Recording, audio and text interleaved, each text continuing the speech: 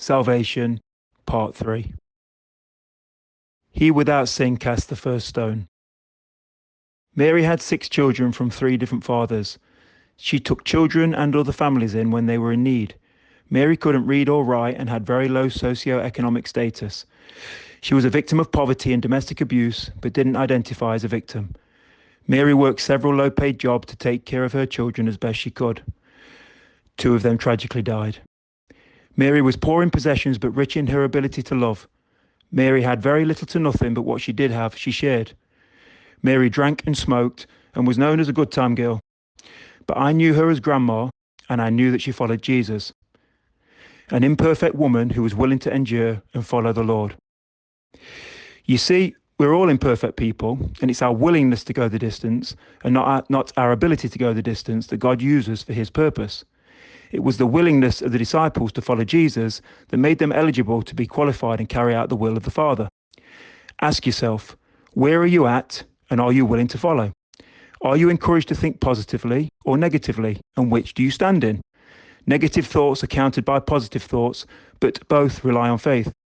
Do you have faith in the negative or faith in the positive? Faith and trust in the words of God or faith and trust in the words of evil? In the Garden of Eden, Adam saw and heard his wife, but she was speaking the words of Satan. Who are others really looking at when they see you, and whose words, knowingly or unknowingly, do you speak, serve, and embody? It took a hostile crowd armed with weapons to arrest Jesus, a man of peace in the Garden of Gethsemane. This is because evil is no match for good, but that doesn't matter if good is too afraid to stand. The word of God is your sword to protect you, but how can you trust and know how to use it unless you are taught? No discipline seems pleasant at the time, but painful. Later on, however, it produces a harvest of righteousness and peace for those who have been trained by it. A soldier must go through the adversity of training to ensure he is duly prepared. A fighter knows suffering, and although he may not win, he has the courage to stand and fight. Adversity and suffering are your necessary friends that help give you the heart and resilience required to survive within this world. And so consider it pure joy whenever you face trials of many kinds, because you know that the testing of your faith produces perseverance. Your life is your testament, and we each have different gifts, roles, and responsibilities.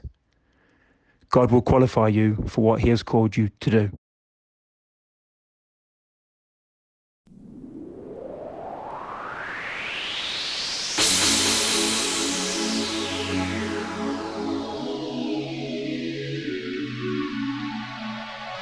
My friend, you might be going through something right now that you might not understand, but don't you worry.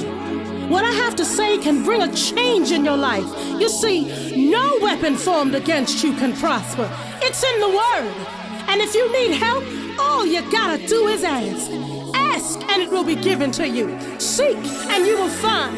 Knock, and it will be open to you. For everyone who asks receives, and he who seeks finds. And to those who knock, it will be opened. Yeah.